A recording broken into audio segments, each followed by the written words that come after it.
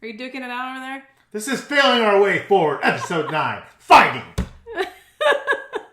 That was so gruffy. That's is how that I a word? roll. Is gruffy a word? It is now. It is if now. you want it to be. So Well, what do you were the one that wanted to talk about fighting, coincidentally, because we got in a huge fight this week.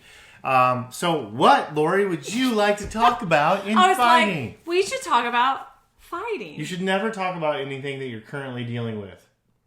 I moved past it. What about you? No, I'm still ready to fight. Okay, so I think that's something that maybe we should talk about. Okay, great. Let's do it. Okay, fighting. Is fighting healthy for a marriage, Quintin? Well, maybe this is just Q&A.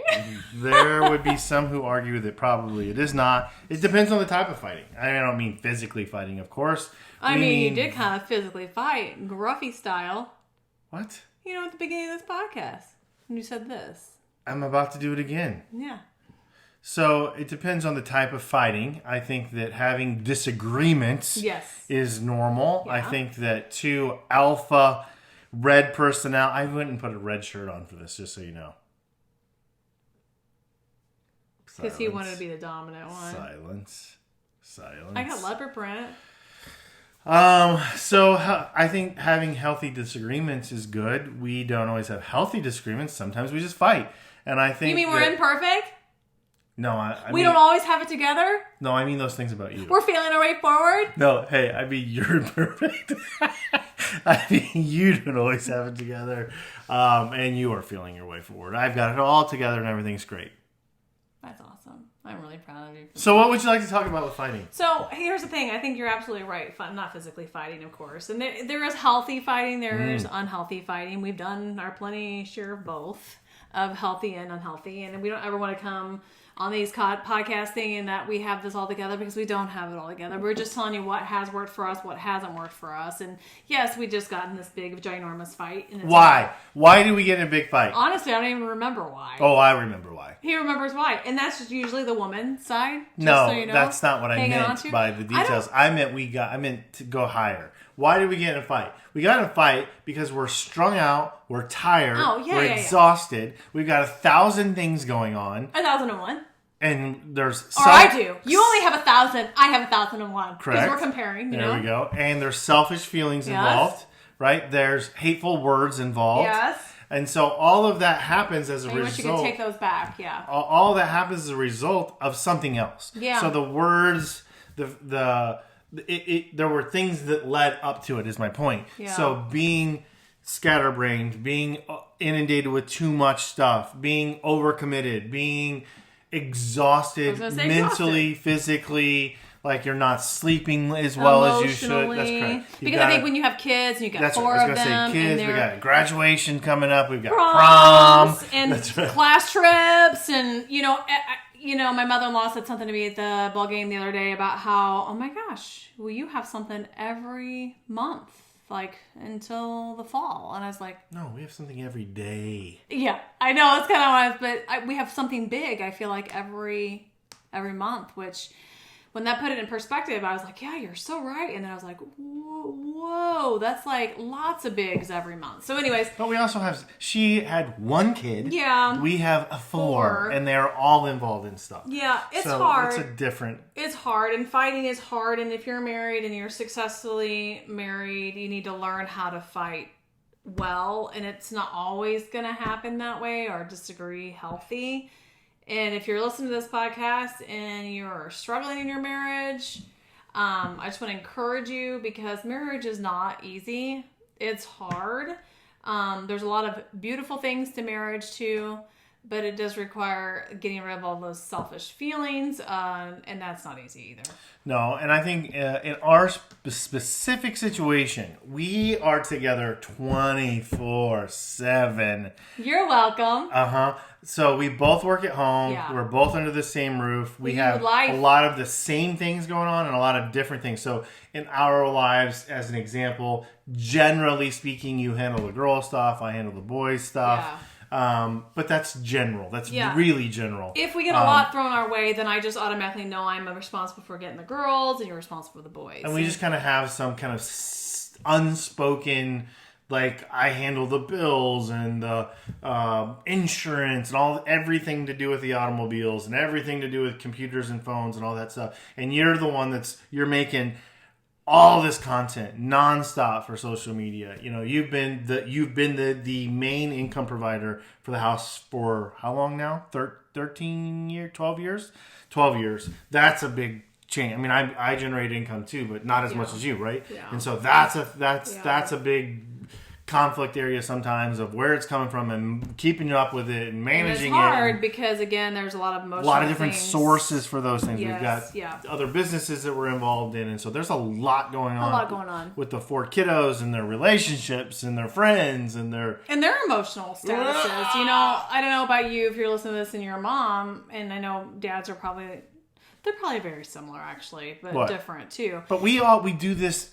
Sorry, let me finish that before you go there. My point with saying all of that was you're constantly filming, you're constantly recording, you're constantly editing, you're 24/7 working on the phone, on the computer, cooking, doing what you do, right? And I'm supporting those in different ways, right? I'm the one building the website. I'm the one doing but we're together all the time under this roof, and that takes. I say that dramatically with intentionality. That takes a special couple. It does. Like, not everyone could work together and be together 24/7. And sometimes that results in just the stupidest of conflict. Yeah. That was where I was going with that. Yeah, so I think that was probably part of our conflict. You were saying a lot of husbands and wives are the same. I don't think they are, because we have a very unique setup for our house. On the emotional side, which I'll explain here in just a minute. Yeah, so it's like I don't want to say we jumped into retirement. We certainly didn't 10, 12 years ago jump into a retirement. But you came home from your career, and we branched off into different stuff to create income and living, because we wanted that, which is funny that I'm going to say this now after everything you just said. We wanted that freedom for our lives. We do have so much freedom, but we're two very, very driven people that aren't going to take a Monday and sleep in just because we want to sleep in. We're going to get up and we're going to slay the day because we have all these goals to crush and accomplish and all these things that we want to do.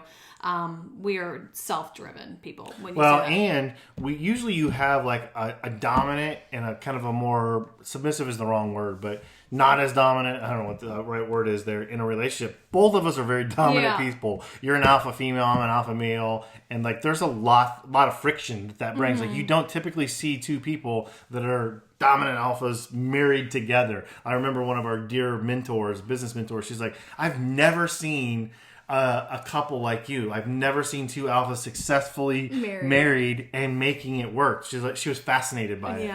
I think that's true. Now, let's talk about fighting specifically. Because I think there's a lot of things we do wrong, and there's a few things that we do right. What are some of the things in your mind that we do wrong? Well, when I get emotional, or that people do wrong.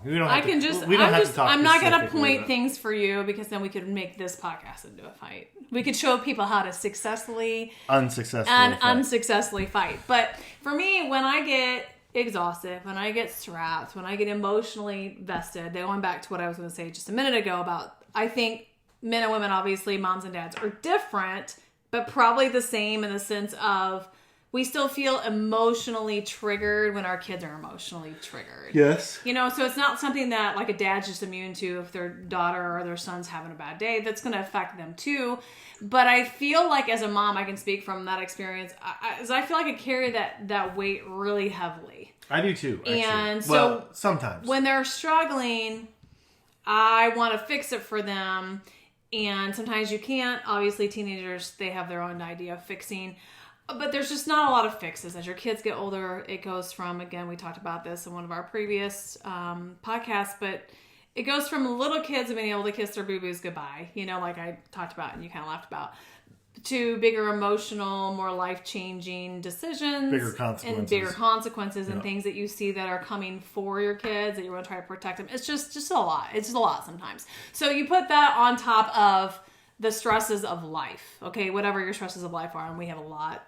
And some of those stresses are such a huge blessing, but they're still stress. You know, it's how we deal with them. So one thing that I do terribly is I will think out loud. And sometimes I don't really think through my words before I say them. And so I'm really big on speaking life versus speaking death. And I find myself speaking death sometimes into a situation and saying things that maybe I shouldn't have said. And I think a lot of those aren't necessarily I don't want to say I'm perfect in this because I'll probably do throw daggers sometimes. But jugular. You go right for the jugular. But I try to I want to tell you the truth and kind of wrap it up pretty, but it's not always wrapped up pretty. And then I walk away thinking, well, maybe I shouldn't even said that. That's just how I feel in the moment. And I don't need to spew that. So that's one thing that I would say is not to do is whatever you're feeling, don't just say what you're feeling because your feelings are probably lying to you and you're probably really tired or exhausted or stressed out or emotional. Take a moment. The best thing that I have ever done, and one of the best advices that I've ever been given, which I might share this at the last, but one of the best things that I can do sometimes is I'll take my phone and I'll write out how I feel. And sometimes writing it out gets it out. And then I don't have to share it. So, although there's nothing wrong with sharing how you feel. It's the way in which you share it. Yes. So I don't know that we should probably be that specific. Because you're right, this could turn into negative quickly. So I think where I'm headed with this, my thought is, what are some ways that people fight bad versus fight good? And I'm gonna start with a couple weaknesses that both of us share. You're a crier. I just said not to be specific, and now I'm being specific. You did. You're a crier, and I'm a yeller. And I still argue a lot that most of those two things are expressions of similar emotions. And so I think that the negative way we can fight is allowing emotions to override logic, which happens all the time. That's why you're fighting in the first place, right? Is that I'm emotionally, but whatever your expression of emotion is, typically is not a positive in a fight setting. I'm talking about is not a positive thing. Whether you're screaming mad or cussing mad or bawling or hitting holes in the wall or stomping your feet or I don't know, or ignoring. Hey, let's take the camera around for the holes in the walls. Yeah, no, I mean, your dad would be a good example.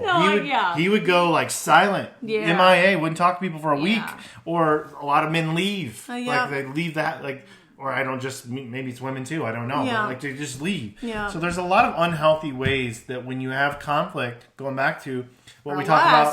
Podcast, in the last podcast, people don't know you don't know how to navigate those waters in a positive way. And most of the time, especially early in your marriage, the only way you know how to fight is the way that you saw your mom and dad fight. Yeah, so that's no pressure. So for those of you that are still on board listening, how you're fighting right now. Everyone else checked out. How you're fighting, because it's a sensitive subject. How you're fighting now is you're teaching your kids. If you're arguing and disagreeing in front of your kids, which I think there's some healthy boundaries for that.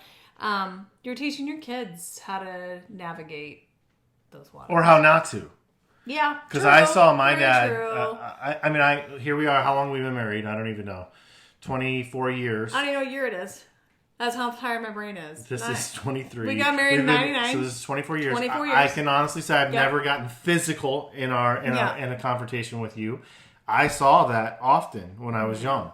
And so sometimes the things that you see when you're young teach you the opposite. Meaning, I know for sure I'm never going to do that thing. Right. So it's you can take the positive out of the negative too, right?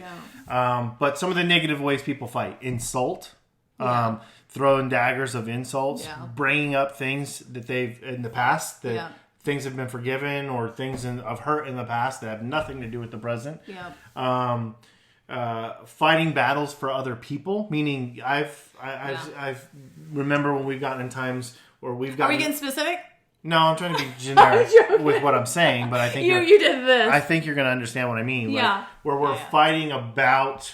Our parents, or we're fighting about our siblings, or maybe my brother said something and we're fighting. It's not even us. We're just fighting about something that was. I think you can get emotionally charged, and then if you're not on the same page of that emotionally charged, then it's why aren't you thinking the same way that I'm thinking? Isn't he a jerk? Or and then you start fighting about that. Yeah, I think that passive aggressive fighting is one of the worst, where you're just dropping all these little negative statements along the way. You're just commenting, making little snide comments, or you're making these indirect things that are just ball up and talk about it. If we're going to do that crap, let's just get it out on the table. we've seen that in both of our family histories, and where there will be indirect, jabs, if you will. Yeah, I mean, I think everybody does that to a degree, but yeah, we've seen that for sure. And I think sometimes it's knowing, again, going back to a healthy way of arguing, is knowing when to talk and when not to. I agree with that, and so that's really, really difficult, because I was going to flip over to the positive. The timing is important, because that whole age-old saying, like, never go to sleep on a unresolution or without resolution, that's hard to do. Don't let the sunlight go down on your anger. Thank you. And it talks about that in the Bible, too. It's really hard to do. That's very difficult to do. And so one of the things that we have tried and failed, but have done successfully a number of times, and I'm going to use the kids as an example, when we have had our arguments spill out into the kids, we have addressed the kids for those deficiencies. Meaning, we got in a fight, we said some things we shouldn't have said or do whatever. Yeah. The next day at dinner or whatever it is. Yeah. Well, hey, look, we screwed up. We're going to own that. We messed this up. We shouldn't. Yeah. I'm not going to say we shouldn't have fought, but we shouldn't have fought the way we did, or we shouldn't have fought in front of you, or you shouldn't have heard us say whatever the it was. We have tried to clean that up as best we can when it's happened. Yeah. It's not been a ton, but it has happened. I mean, you live in tight quarters, so if you have kids and, you're going to have arguments. And so it doesn't mean that your kids can't ever see you argue. But if you're not arguing in a fair way, then it's important that you go back and clean that up. Speaking of unfair ways, using your kids, leveraging your kids. Yeah. That would be we've never really had that issue, but I know that a lot of people fight about their kids, especially in mixed homes. Well, I came from a mixed home. It's almost unintentional in the sense of like. Some of it I think is very intentional. Probably. When a parent starts prioritizing kids above the spouse, there's all sorts of conflict that happens. Again, the reason why that's happening is because they're hurt people. That's right. And so what's the hurt? What's the root of that? So what's some good ways that we have and that people can argue or do in an argument? Yeah. So I think it's important to set aside a time to schedule a time to fight. See, even just hearing that makes me want to fight. No, I know, but it's never going to end well if you catch somebody off guard, or it's never going to end well right before you go to bed. Right. Because then if you're really you really want to stand strong to the notion that the sun should not go down on your anger, then you're going to be exhausted and it's going to perpetuate the argument. So arguing when you're exhausted does not work. And so going back to, I don't mean like, hey, tomorrow at 9 a.m. Or when you're hangry. Right. Make someone eat ice cream before you fight. All right. What was that? Hey, that's what I was going to share. Can I share that now? Why are you asking me for permission? This is your podcast. That's a feel-good moment right there. So something that I learned, I believe my brother-in-law taught me this back in high school, or I'm going to give it credit to him. I'm not sure if it's 100% him, but I think it was. But it was the acronym HALT. HALT. I've never heard this. What? You've never, whatever you're about to say, you've never said to me. This sounds like circa podcast number 3 when you're like... Oh my gosh, are you kidding me? I don't know what number it was when you're like, really? You weren't part of that conversation? Give me HALT. Is that how I talk? HALT. How about unfair ways that people fight? When you start talking about people's voices like this, that's an unfair way of fighting. Okay, yeah. Okay, so HALT. If you've never heard it, listen up. Take notes. Okay, so... Here's my phone. You can have it and take notes on my phone. What is this HALT? HALT is an acronym that you use. I know it's an acronym. Yes, that you use in the moments of where you just feel like you're at your wit's end. You halt. That's how you remember. You halt. Like when you're going to go argue or when bring somebody's neck. I know what HALT means. You're going to halt and you're going to ask are you hungry, Lori? Are you hangry? Or are you just making a fight because you wanted to run through Taco Bell and get a Mexican pizza and Taco Bell was closed? That's just an example. I don't know. HALT. Are you hangry? And you wouldn't otherwise be having this conversation if you had just, filled up your belly. I got it. Angry. HALT. What's L? A. A is the next one. Hey. H-A-L-T. A is for angry.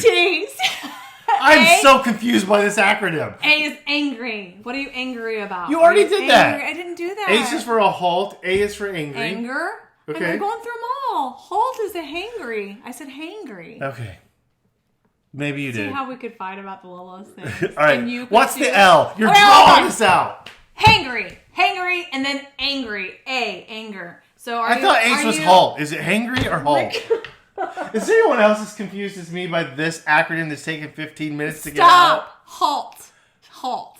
H. Are you hungry? Got that. Let's just say that instead. Thank you. Are you hungry? Got it. Because you might need to fill your belly up. Got it. And you got a new A. perspective. Angry. Got it. A. Are you angry? Are you angry about something that's not even currently happening right now, that maybe it's unresolved anger that you need to deal with before you come into the situation? L. Are you lonely today? Are you feeling alone and nobody understands you? Do you need some time with a friend, or just need to fill your cup, maybe with God in the morning? Are you lonely? Or T? Are you tired? Are you tired? I've never heard this HALT acronym.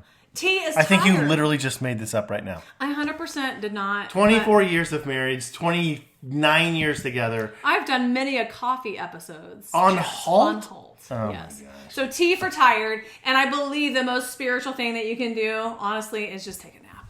Let's go back to Did you hear what I just said? Take a nap. Yeah, because it gives you a new perspective. What about fighting naked? How's that fit into HALT? I don't like fighting naked. Exactly. It's terrible. So what was the old saying? Like, if you're gonna fight naked, and then everything Is works. that an old saying? I've never heard that old saying. Just like I've never heard a HALT. Well, you talked about fighting naked a couple podcasts back. I did? Yeah, you did. No, I didn't. You totally did. Yeah. I did not talk about fighting naked. Yes, you did. Yes, Okay. you did. All right. See, we're arguing again. But All right. HALT. Are you hungry, angry, lonely, or tired? And I think it will help you determine where you're at in that situation, because, hey, you can check your fuel meter and say, maybe I just need a little bit of a snack, or maybe it's not that anger shouldn't be directed towards him because I'm angry at this other situation. Am I lonely because we haven't had time together? Or am I just needing a nap? Because, again, I think that's the most spiritual thing that you can do, is to take a nap, because I believe God will give you a new perspective when you wake up from that nap. And if he doesn't, he will. Just take another one. Oh. All right. Interesting way to create your own biblical references there. That's a joke. How about this? That's a total joke. I think, for those of you that are watching this and say joke. that I'm not... Here's the thing. I believe another positive way that people can have conflict resolution, or have conflict without the resolution, or with the resolution, I really don't know, is to give people time. So we are both really terrible at this and really good at it sometimes. It's very rare that we're on the same, like we're hitting on both the same cylinder. But sometimes it's like... We would be perfect then. There's just this isn't going to resolve right now. So let's just let it settle. Yeah. Like I'm going to go run some errands, and we're just going to let this thing die down. Because sometimes I think you can just be too much in the heat of the moment and it's just not going to go anywhere. So give people their space. Give them their time to just chill out. Sometimes we're good at that. Sometimes we're terrible at that. That's hard to do in today's world we are so connected. We talk about that with our kids a lot. Well, and us being under the same roof 24. Like, I'm mad at you. Where am I going to go? The bedroom? Like, because we're still at work. I gotta go to the bathroom. Hi. That's right. Are you over it yet? Because I'm not. Right. Yeah, no, I know. Okay, so going back to this world of being connected, it's really hard because it's really easy for a fixer or someone that's a pleaser or that wants things to be unsaid or wants their voice to be heard or just doesn't want to have the feathers ruffled anymore, to take your phone and be like, continue the conversation when you shouldn't continue the conversation. We talk to our kids about this all the time, especially those kiddos that are in relationships, dating relationships. Like when you have an argument or disagreement, let it die down. Let it be. Now give it a minute. Give it a minute. Give it a minute. Stop texting. Put the phone away don't say, and "Are walk you away. okay? Are First, you that's okay?" another one. Stop having a fight via text. Like, you're never going to work it out. Just stop. Just stop until you can talk face to face. We tell the kids that all the time. We don't really fight a ton via text. A lot of time they'll be like snippet remarks after the fact, but it's not like the primary fight. Screenshot, so I can remember talk to them about it later. It's fine, because I know that you'll never find a screenshot on your phone. Never find a screenshot. I won't remember it either, so that's what I'm saying. I'll screenshot it and then I won't find it. I'll find it a year later and get mad about it a year later. And the truth Remember comes that time? out. That's right. The truth comes out. All right, so how about this? This is really basic, but like when you screw up, just own it. Just own it. We tell our kids that all the time too. Like, when you find yourself in a hole, stop digging. Sometimes you just screwed up, and that's okay. Like, people respect you more when you're just like, my bad. I totally just lost my crap for no real good reason, or I was Tired. Hold on. HALT. I was hungry, angry, lonely, or tired. One of those two. Yeah. 5, 4, whatever those were. That's 4. And so I was one of those. My bad. So like, I have a friend, Chris McGee, who it's funny because it's the most diffusing part of his language. Like he'll do stupid stuff all the time and be like, oh, my bad. And you're like, I want to be mad at you, but you just said it was your bad. And it is your bad. So now what do I do? Like it diffuses the fine. Yeah, it's like, son of a... Yep, so try not to feel right, it. So that's another probably good way of fighting is if someone is throwing daggers, to just not throw them back. No? Throw them back? No, I was just listening and taking your advice in. Are we being specific? I wasn't saying anything. I was listening to your advice. One of us may or may not be more guilty of throwing daggers than the other. I don't know what you're talking about. Exactly. Are we talking specific? No, we're not. Because when I was sharing that sometimes I say things that I'm not filtering through or I'm just feeling in the moment, that I'm like, was that helpful or not helpful? You said I was being too specific. Yeah, my bad. Oh my, that doesn't always work. All right, what's the more positive? In my book, it doesn't always work. My bad. Depends on how it's being referenced. Okay, let's go back. This is not an issue for us, but I know this is, and I meant to bring this up earlier, and I totally forgot. We're perfect. No. I'm sorry. I just yawned. I need to apologize. Okay. It's not that you're boring. Oh, it's rainy. It is rainy. It's a rainy day. And I hear the rain hitting It's like a nap I feel day. like it's nap You started time. talking about a nap, and now you want a nap. That's what happened. I'm tired. Yeah, she's in the tea. You're in the tea. This is going to end up being a fight because I'm tired. Oh, gosh. I don't even know what I was getting ready to say. I'm sorry. I love that word. Bad. Oh, I know what it was. This is not a thing that we really deal with. Honestly, we don't. But I do know a lot of friends and people in our circle who have. Yeah. And that is when you're fighting.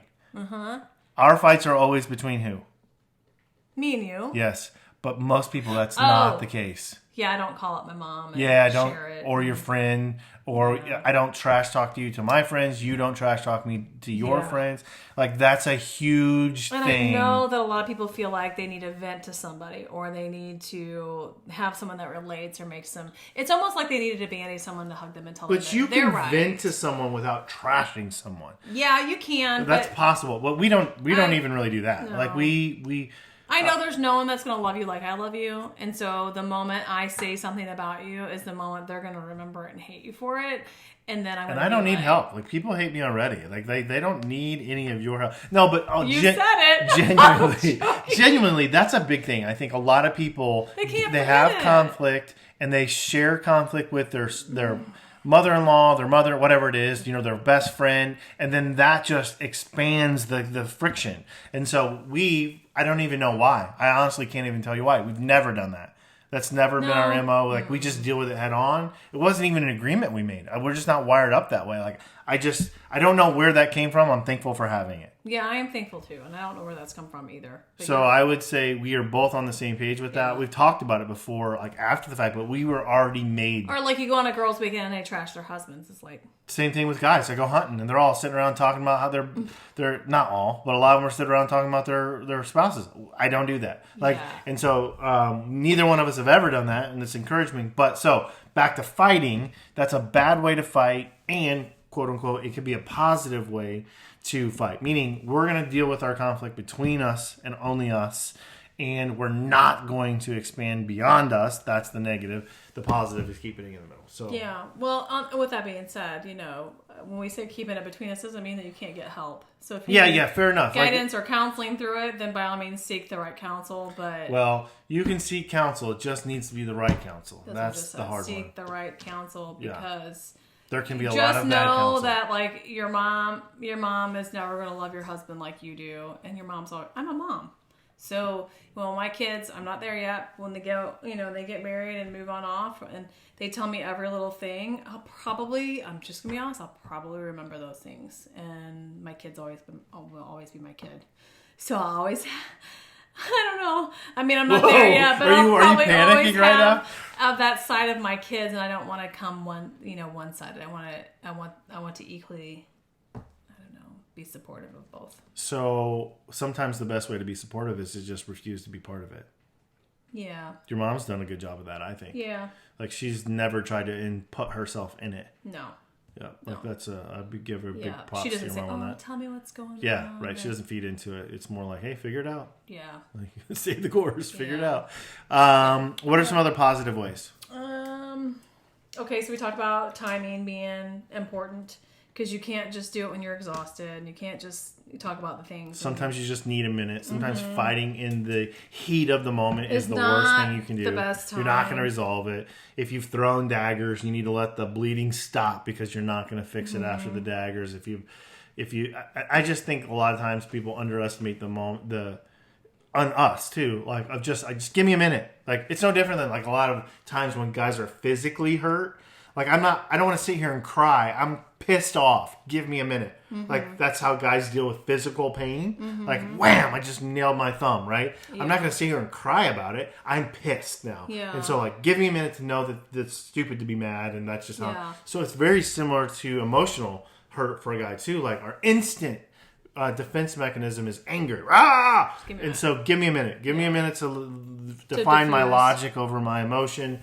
I need time for that. So, I think sometimes just changing up your atmosphere. I was going to say the same thing. That's where I was going with this. Like, sometimes just go for a freaking walk. Yeah. Go for a drive. Yeah. Get out of the house. Get out of the scenario or wherever you are. Yeah. Physical, I tell this to the boys all the time. Like, go burn some of that energy out. Play basketball. Go hit the punching bag.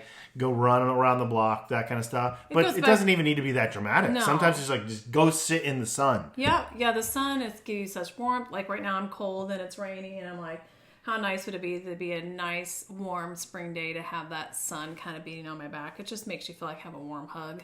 So it's like, move your body, change your mind. Move your situation, like, move the atmosphere. Like, remove yourself from that spot or that yucky feeling. And sometimes it's just getting up and taking a first step outside, just sit in the sun, taking a walk, more run, aggressive, whatever, workout. Sometimes it just changes all that for you. So here's another, and this is the opposite of what we said earlier, another positive way. Sometimes you need to recognize when you just need to get help. Meaning, conflict can fester, and if you're not experienced enough or detached enough or mature enough to handle it, you do need to call in help. And I don't know if that doesn't necessarily mean mom, dad. It can just be a wise counsel that you have trust in. It could be a pastor. It could be someone at church, or it could be a professional, right? So when you are beyond yourself in the world of help, know when to call in help. And help is okay, because you made the comment, which I think some people could take as like a jab. Like, when you're not mature enough. Here's the thing. I'm not mature. I'm not mature either. So I think we're all not mature. Like, yes. we all have moments of that. Yeah. I don't necessarily mean you're living there, but sometimes you get stuck in that rut of like, I just can't get myself out of, I can't forgive. I can't, I'm not too angry. I'm too hurt. I'm too damaged. I'm too whatever, right? And I can't get out of that rut. That's if you feel those things, that's when it's probably time to get some third party help from someone, but not from your buddy, right? And not from your mom. Never take. I remember. Listen, this is a true story. We were sitting in Wyoming. We're hunting with all those guys, and there was 3 or 4 of them. They were just toss crap at each other. That's how we communicate. And they were giving me trouble about something. I don't remember what the specifics was.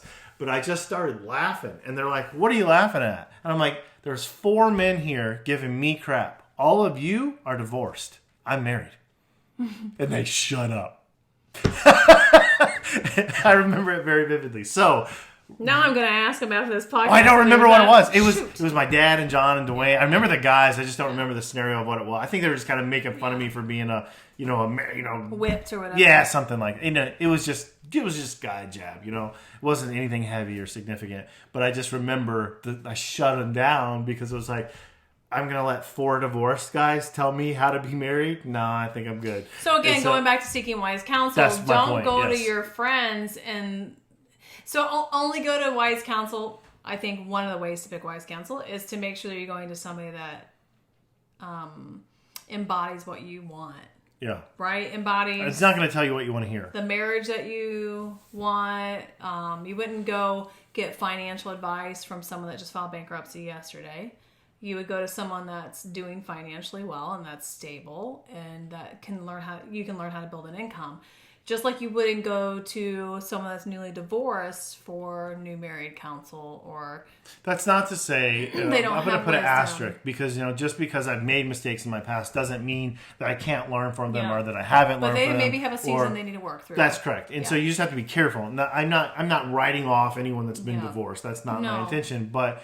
I'm certain that along the way you learned some things that you did wrong. Okay, kind of like what you were just talking about a minute ago about how you discuss things that you've moved through, not that you're currently stuck in, and you can gain wisdom off things that people have moved through. Yeah, I would be more apt to seek marriage advice and counsel from my brother-in-law and sister-in-law who have been married for 30-something years, love the Lord, have the same mentality about marriage that we do, will shoot me straight, much more prone to ask them for marriage advice than maybe my own father, who's on marriage number 3, doing great in that marriage, okay, for the record, but...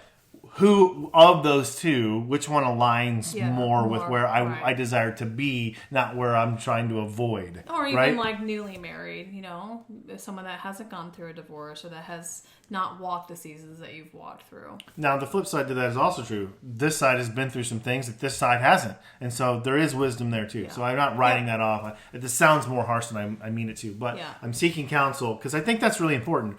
If we're going to seek counsel, it has to be from the right source. Absolutely. And I think everybody has to seek counsel in their marriage at some level. Sure. I think, especially early. Because you're just figuring stuff out, man. Yeah. But even as you start to figure it out, you think you got to figure it out, and then you have kids, and then you got to refigure it out. And Seasons of life. Those kids are growing up, and then you got to refigure it out. Like we're walking into a season of our first graduating high school, and it's like, what's that next phase look like? Well, I remember we've talked about this before, but very early on, one of the most impactful things that we ever did was join that Newlyweds Married class where we went through the 5 love languages by Gary Chapman, and we learned about how what you bring into your marriage, your baggage, and why you bring that in, and how your love languages speak. There's 5 different ones, and how a lot of times we try to love in a language that the other person isn't receiving because we just have different love languages. Anyway, it was really very, very eye-opening for us very early on. And that came from some wise people in the church that we were attending. Yep, for sure. As an example. So, all right. Any other positives that you wanted to address? Any other negatives? I think it's important that you do talk about things. What do you mean? Like the couple? If it's a constant feeling of, I had said something about earlier, I don't know how I worded it, but about, talking about your feelings and how your feelings are lie to you often, which is true. So not in the heat of the moment, but if it's a constant reoccurring thing, I think it's important to sit down and talk about it. Like put the phones away, look eye to eye, have a conversation. Because I guarantee you, if your spouse is hurting your feelings, they're not intentionally trying to hurt your feelings, right? I feel like there's been times where we have intentionally tried to hurt each other's feelings. Long term. Yeah, long term. Yeah, so they may be upset and jab at you or whatever. But if it's something that's like a consistent pattern in your relationship, of sitting down and saying, hey, I think our goals are the same here. Our goal is to stay married, right? Our goal is to have a successful marriage, so just kind of honoring one another and talking about like, what does that journey ahead look like for you? Yeah, I would add to that. I think that is important, but let's not make a mountain out of every molehill. Right. So it's like not everything has to be this big, dramatic, sit-down discussion. Like sometimes I think we focus too much on trying to over-communicate, if you will, in some such situations where it's just not that big a deal. We're in a society of over-communication. Fair. Yeah, and so like that has become the norm. So there's a balance in that. But I think if you have like a mission statement, it doesn't have to be a mission statement that you've written, and it could be. I mean, I'm not saying that it's not. Then you already know kind of where that common ground is. Yeah, maybe. Of what your goals for your marriage are. Oh, yeah, for sure on that. Yeah, and so like treating me this way, saying these things, me saying these things is not going to lead us to our goal of marriage. So where can we come together on this? And sometimes I think, I'm going to talk about positive really quickly here. Sometimes you just need to escape and just go on a date. Maybe you're like... So back to HALT, you need to make sure the A lonely. Maybe you what's haven't. What's food? Hangry. See, now hungry. H. Yeah, make sure the H is taken care of. Maybe you can take care of the H and the L at the same time. Okay. Yeah. All right. Yeah. So I think that sometimes it's just changing up the atmosphere, and sometimes maybe instead of going on that walk, maybe it is saying, hey, let's take a break from the kids, from life, the stresses of life, and just go sit down and have dinner together. Because I remember that when our kids were little, you don't have a conversation at dinner. I mean, our dinner time looked a lot different, right? Managing the monkeys. Yeah. And so sometimes it's nice to be able to go out and just say, hey, wow, it's just us two. And I'm not having to bring somebody to the bathroom or wipe somebody's face off or a kid throwing a fit or... I thought of another bad way to fight. Okay. Weaponizing things. Okay. Money, sex, emotion, affirmations. Like withholding. Yes. So because we got in a fight... Now I'm hiding money or I'm controlling money, or because we got to fight now we're not going to have intimacy forever and I'm withholding or kids. I think you could probably do that with your kids too. Like because me and your dad are fighting, I'm pouring into my kids and I'm ignoring or whatever. There's a lot of ways, but so weaponizing anything. I think the food, you could weaponize anything really. Yeah. That's necessary in a relationship. Yeah, that's a good one. Okay, This one has dragged on longer than we expected, 40 minutes in. So let's get off of this podcast, fight some more, because I'm not done. I need a nap. You do need a nap. This weather is nappy. Oh, I can't show it because it's on that one. Oh, sorry. Yeah. Dang it. But it's raining, trust us. It's a rainy, rainy, cloudy day. It's like 30 degrees out, 35 degrees. Yeah, but it's like that steady rain that you put on your sleep app. It is. You're right about that. So I'm like, let's take a nap. Okay. I don't have time for that, though. Episode 9, Feeling Our Way Forward. We're talking about the fight, right? Fight fair. Fight fair. Love each other. Be good to each other.